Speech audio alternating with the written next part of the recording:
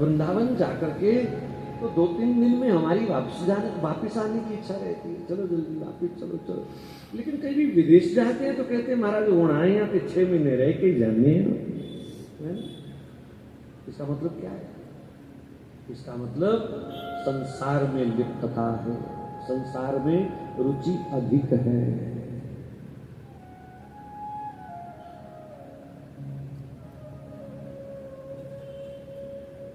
तो प्रत्येक इंद्रिय को तप करने का अभ्यास डालना पड़ेगा।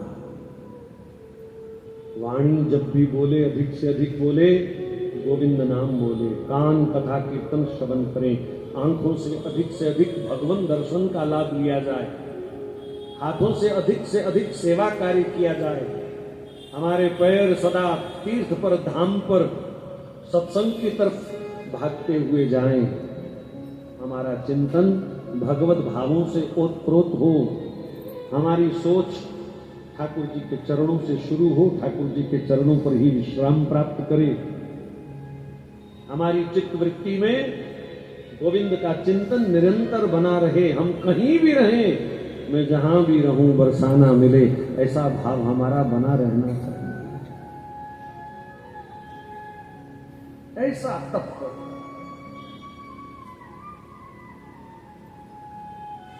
और इस तप में बड़ी सुगमता ये है, आप ये तप बैठे बैठे भी कर सकते हो, लेटे लेटे भी कर सकते हो, चलते फिरते भी कर सकते हो, गाड़ी चलाते हुए भी कर सकते हो।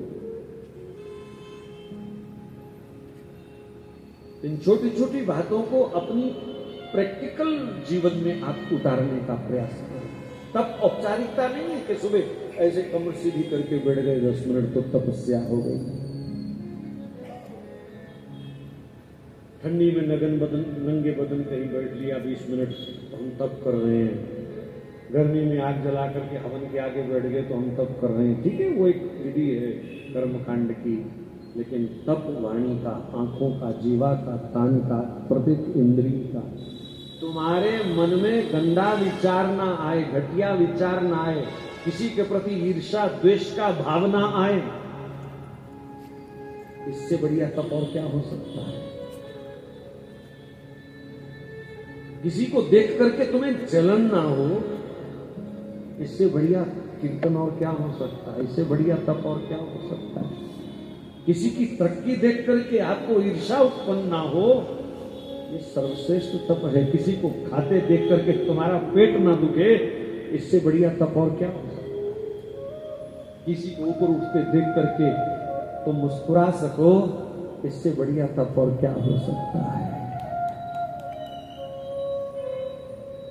तो तप को व्यवहार में लाना पड़ेगा। अब ये जितनी बातें मैंने कहने का प्रयास किया, ये भागवत कथाओं में आपको मिलेंगी सारी बातें, जिनकी कथाएं सुखदेव जी ने, व्यास जी ने गाई हैं, उनके जीवन में ये सब बातें आपको मिलेंगी। ये चारों अक्षर का क्या पुण्य है, क्या प्रताप है। एक एक वैष्णव के, एक एक भागवत के जीवन में आपको उनका दर्शन होगा।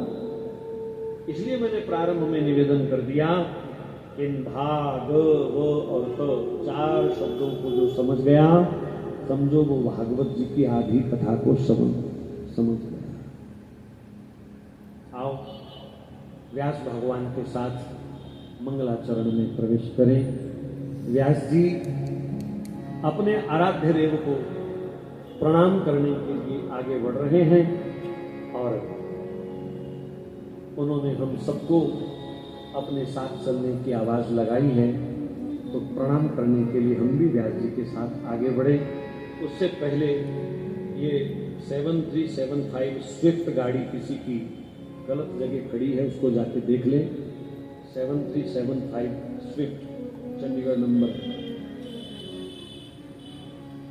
राधे राधे गोविंद गोविंद राधे, राधे राधे गोविंद गोविंद राधे, राधे राधे गोविंद गोविंद राधे, राधे राधे गोविंद गोविंद राधे, राधे राधे गोविंद गोविंद राधे, राधे राधे गोविंद गोविंद राधे श्री राधे राधे गोविंद गोविंद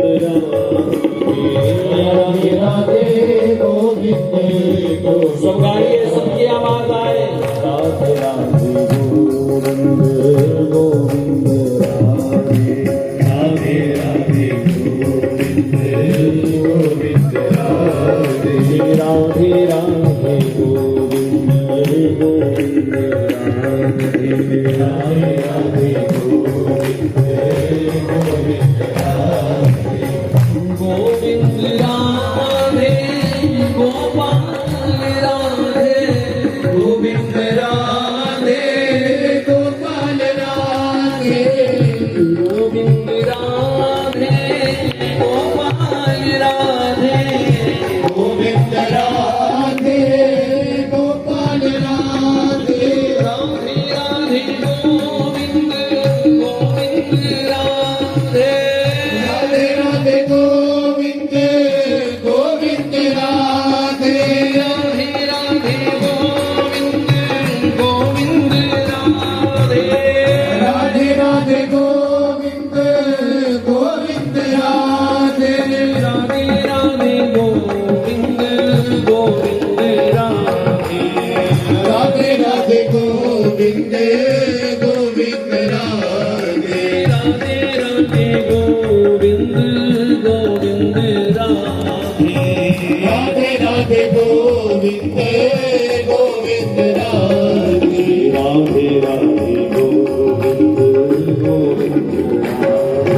राधे राधे गोविंद गोविंद राधे राधे राधे गोविंद गोविंद राधे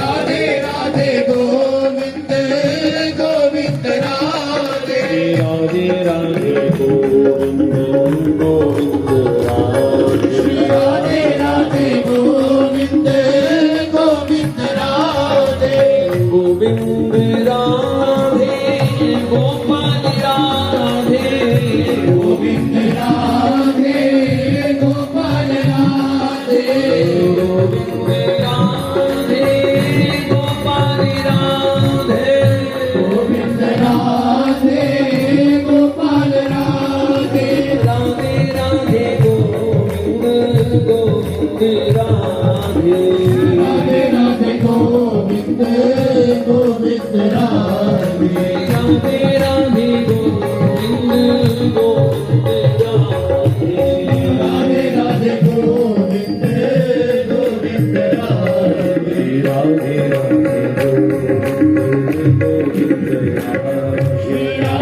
राधे गोविंद गोविंद राधे राधे राधे गोविंद गोविंद राधे राधे राधे गोविंद गोविंद राधे राधे राधे गोविंद गोविंद राधे राधे राधे गोविंद गोविंद राधे राधे राधे गोविंद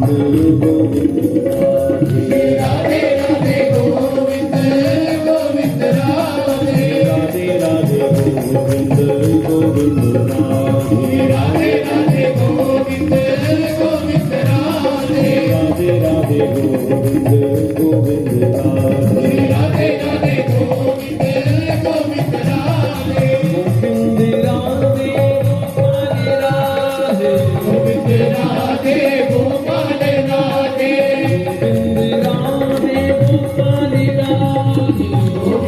राधे गोविंद गोविंद राधे राधे राधे राधे गोविंद गोविंद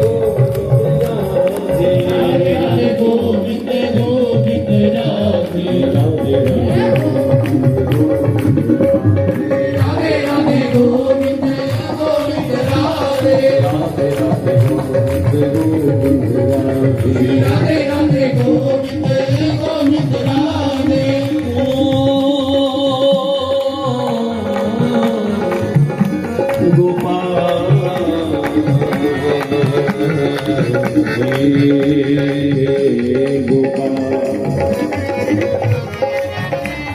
नवनीत गुलाब ते कोमल है, नवनीत गुलाब ते कोमल है, हठी कंज की मंजुलता में गुलाल गुलाल प्रभा छवि ऐसी ना देखी ललाइन में। मानस मंदिर मध्य बसे बस होत है सूर्य सुभाइन में। रहो रे मन तू चित चाइन से, रहो रे मन तू चित चाइन सो। वृषभानु लली के पायन में, वृषभानु लली के पायन में, वृषभानु लली के पायन में। राधे राधे राधे राधे गोविंद गोविंद राधे, गोविंद राधे राधे राधे गोविंद गोविंद राधे, राधे राधे गोविंद गोविंद राधे। मुकुट पे रंगन पे इंद्र को धनुष मारो, अमल कमल मारो लोचन विशाल पे। कुंडल की प्रभा पे कोटिक प्रभाकर वारो, कोटिक मगन वारो बदन रसाल पे। तन के बदन पे नीरद सजल वारो, चपला चमक मन मोहन की माल पे। चाल पे मराल वारो मेरो कन मन वारो, चाल पे मराल वारो मेरो कन मन वारो। कहाँ कहाँ वार डारो नंद के कुमार पे, कहाँ कहाँ वार डारो नंद के कुमार पे, कहाँ कहाँ वार डारो नंद के कुमार पे, वार डारो नंद के कुमार में। कहाँ कहाँ वार डारो नंद के कुमार पे। राधे राधे गोविंद गोविंद राधे राधे गोविंद गोविंद राधे, राधे राधे गोविंद गोविंद राधे, राधे राधे गोविंद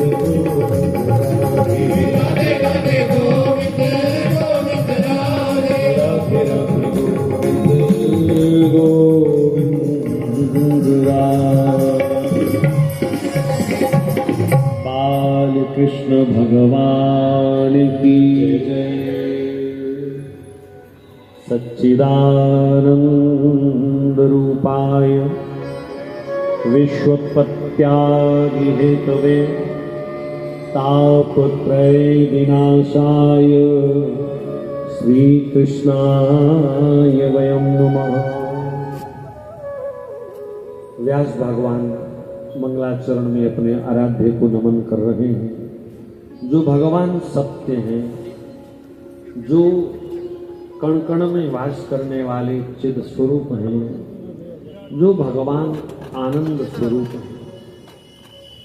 मतलब सत्य चिद और आनंद जिनका स्वरूप है। और जो भगवान सृष्टि का सृजन करने वाले, पालन करने वाले और संहार करने वाले हैं, और जिनका स्वभाव अपने शरणागत के लिए एकदम वात्सल्य से भरा हुआ है। नवनीत गुलाब से भी जिनका मन अधिक कोमल है। इस संसार में सबसे कोमल वस्तु मानी गई माखन, और माखन से भी कोमल हृदय ठाकुर जी का है। कैसा भी कलुषित जीव, नीच अधम पापी पामर जीव उनकी शरण में आए, बस यही देख करके वो प्रसन्न हो जाते हैं, पिघल जाते हैं कि जैसा भी है मेरे पास आया है, मेरा है, मेरा है। गलती हमसे होती है, ठाकुर जी कभी गलती, वो तो हमको कैसी भी स्थिति में अपना लेते हैं, स्वीकार कर लेते हैं।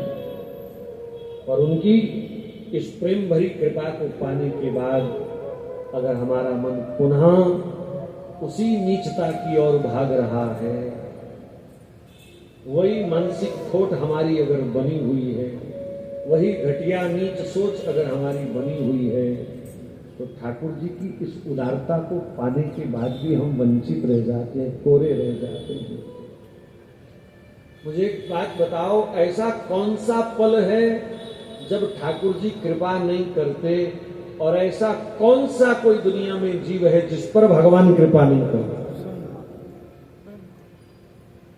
मैं नहीं बोल रहा, मानस में स्वयं भगवान कह रहे हैं, सब मम प्रिय, सब मम प्रिय। ये नहीं कहा कि भजन करने वाले मेरे प्रिय, कथा करने वाले मेरे प्रिय, कथा सुनने वाले मेरे प्रिय, वृंदावन रहने वाले, अयोध्या में रहने वाले मेरे प्रिय।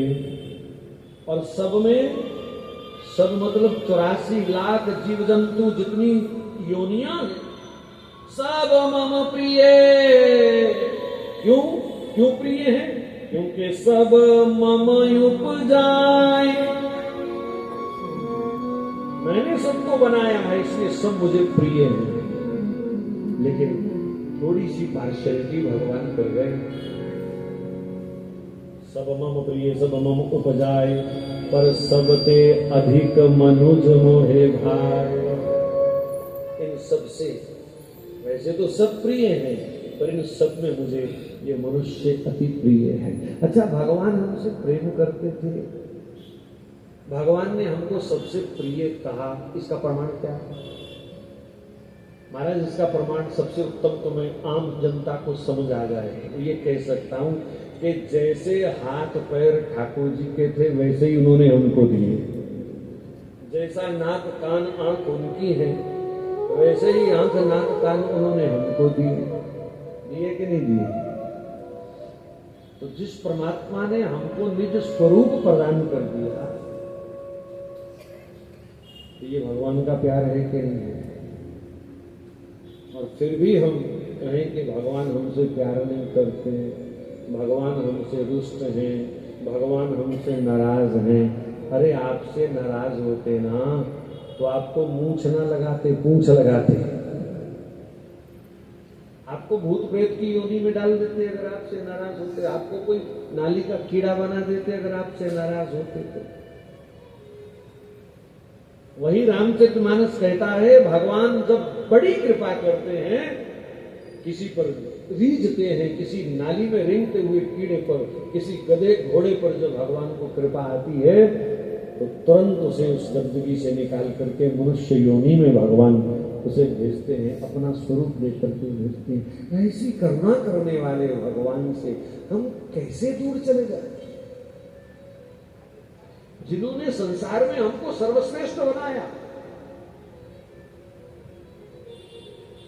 और गर्व कर सकते हो तो करो मेरे साथ। एक तो देव दुर्लभ ये योनि, मनुष्य योनि, और उससे भी बड़ी बात भारत माता की गोद में जन्म, और उससे भी बड़ी बात सनातन हिंदू धर्म में जन्म। सबसे बड़ी बात।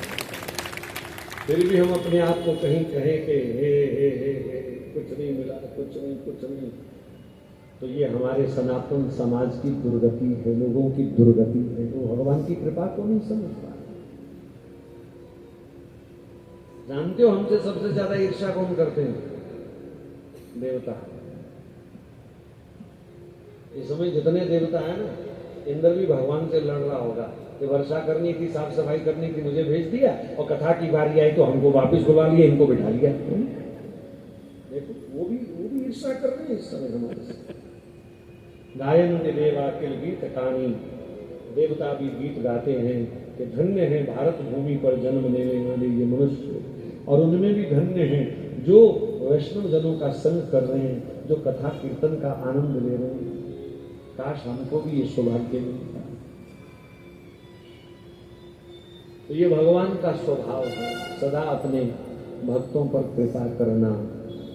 तो ऐसे दीन बंधु भक्त वत्सल भगवान, माखन से भी जिनका कोमल स्वभाव है, कैसे भी कोई शरण में आए उसके सब दोषों को विसार करके भगवान उन्हें अपना प्यार दुलार देते हैं।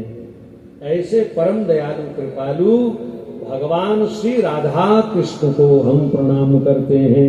श्री कृष्णाय वयं नमः। श्री राधा कृष्णाय युगलाय वयं नमः। ऐसे युगल सरकार को हम सब प्रणाम करते हैं। बोलो सच्चिदानंद भगवान की जय। श्री राधा माधव भगवान की जय। तो इस प्रकार ठाकुर जी को प्रणाम करते हुए व्यास भगवान आगे वर्णन कर रहे हैं। नैमिष की पवित्र धरा पर व्यास जी के पौराणिक शिष्य श्री सूत जी महाराज विराजमान हैं। 88,000 ऋषियों की अगुवाई करते हुए श्री शौनक ऋषि उनके पास आए हैं। कहा महाराज अब जीवन चौथे आश्रम में से निकल रहा है। वृद्धावस्था सिर पर सवार है। बाल पक चुके हैं। दांत कुछ गिर गए, कुछ हिल रहे हैं। कमर अब झुक गई है। अब अन्य योग यज्ञ इत्यादि साधन हमसे संभव नहीं। हम भाग भाग करके तीर्थ नहीं कर सकते। भाग भाग करके हम जंगल से समिधा ला करके अब यज्ञ नहीं कर सकते। दांत हिल चुके हैं, इसलिए वेद मंत्रों का शुद्ध पाठ भी अब हमसे नहीं हो सकता। ऐसी स्थिति में कल्याण के लिए मनुष्य को क्या करना चाहिए? अब ये मत सोचना कि ये ऋषियों की अवस्था है। ये अवस्था मेरी आप सबकी आनी है। आज टांगे चल रही हैं, पैर चल रहे हैं, तो आप कथा सुनने आ गए। भगवान ना करे इन्होंने अगर जवाब दे दिया तो यहां तक भी पहुंच नहीं पाएंगे हम। आज शरीर में हिम्मत है तो गिरिराज जी की परिक्रमा लग रही है। चढ़ जाते हैं श्री जी के महल की अटारी की सब सीढ़ियां। जिस दिन ये क्षमता नहीं रहेगी शरीर में, उस दिन कौन सा भजन करेंगे? तो ऋषियों का ये प्रश्न हम सबके कल्याण का प्रश्न है। इस स्थिति में मन चित्त वृत्ति सदा भगवान के चरणों में स्थिर रहे, तो ऐसा उपाय हमको बताओ। तो सूत जी महाराज उनका प्रश्न सुन करके बड़े प्रसन्न हुए। कहा चित्त को सदा भगवान के लीला रस में डुबोए रखने वाली तो श्री भागवत भगवान की ही कथा सबसे उत्तम है।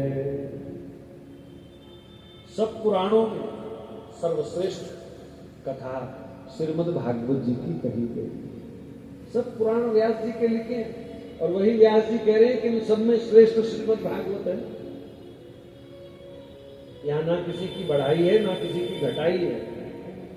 सब पुराण लिखने वाले व्यास जी ही स्वयं कह रहे हैं चित्त वृत्ति सदा भगवान से जुड़ी रहे, लीला चिंतन सदा बना रहे, प्रकाश ज्ञान वैराग्य और तप का भाव हृदय से दूर ना जाए, उसके लिए भागवत कथा को श्रवण करना चाहिए। तो ऋषियों ने प्रार्थना करी महाराज ये कथा का थोड़ा महात्म तो सुना दीजिए, महिमा सुना दीजिए। कथा की महिमा का पता हो, गुणवत्ता का पता हो तो फिर कथा प्रसंग में मन लगाना थोड़ा आसान हो जाएगा। तो श्री सूत जी ने कहा ये कथा नहीं प्रत्यक्ष कृष्ण एव ही, ये कथा नहीं है, ये स्वयं प्रत्यक्ष श्री कृष्ण भगवान है। क्योंकि भगवान श्री कृष्ण ने अपनी लीला को जब विश्राम लिया तो लीला शरीर से जो दिव्य प्रकाश प्रकट हुआ, यानी आत्म ज्योति जो प्रकट हुई, वो वापिस साकेत वैकुंठ या गोलोक या क्षीर सागर नहीं गई, वो दिव्य ज्योति भागवत जी में समाहित हो गई। बोलो भागवत भगवान की जय। स्वयं भगवान श्री कृष्ण ने इस कथा में प्रवेश किया है। तिरोधाय प्रविष्टोयम श्रीमद् भागवतारणवम, भागवत रूपी समुद्र में ही भगवान समाहित हुए हैं। तो ये स्वयं कृष्ण है। फिर मैं कहूं जो प्रथम दिवस के श्रोता हैं, अब वो पहले ये निर्णय करें अपने मन में कि हम कहाँ बैठे, किसके सामने बैठे। हम साक्षात श्री भगवान कृष्ण के सामने बैठे। कोई ग्रंथ कोई पोथी नहीं रखी हुई लपेट करके, स्वयं श्री कृष्ण हैं। वांग्मय स्वरूप है श्री कृष्ण का। ये भगवान का चर्चा विग्रह है। कौन सा विग्रह? चर्चा विग्रह। ये पूजा की पद्धति यहाँ यही है, श्रोता वक्ता बनकर के जब चर्चा होती है, जब पवित्र मन को समर्पित करके हम सुमन चढ़ाते हैं, जब आनंद के अश्रुओं से इनके श्री चरणों का हम अभिषेक करते हैं, बार बार उनकी लीला सुनते हुए हमारा मस्तक जब झुकता है, यही इस भागवत भगवान की पूजा की उपलब्ध सामग्री है। एक एक कथा शब्द पर अपने ध्यान को केंद्रित रखना, यही इस भागवत भगवान का ध्यान है। और जीवन में सर्वत्र हमको भगवत दर्शन प्राप्त हो, यही इस भगवान के दर्शन का फल है। तो ये स्वयं श्री कृष्ण ही कहा महाराज, इस कथा की रचना किसने करी, इस कथा को किसने लिखा, इसके रचनाकार कौन है? तो सूत जी महाराज कहते हैं, इस कथा के रचनाकार स्वयं भगवान श्रीमन नारायण ही हैं। वही इस कथा के गायक हैं, वही इस कथा के रचनाकार हैं, यानी डायरेक्टर, प्रोड्यूसर, हीरो, हीरोइन सब भगवान ही है।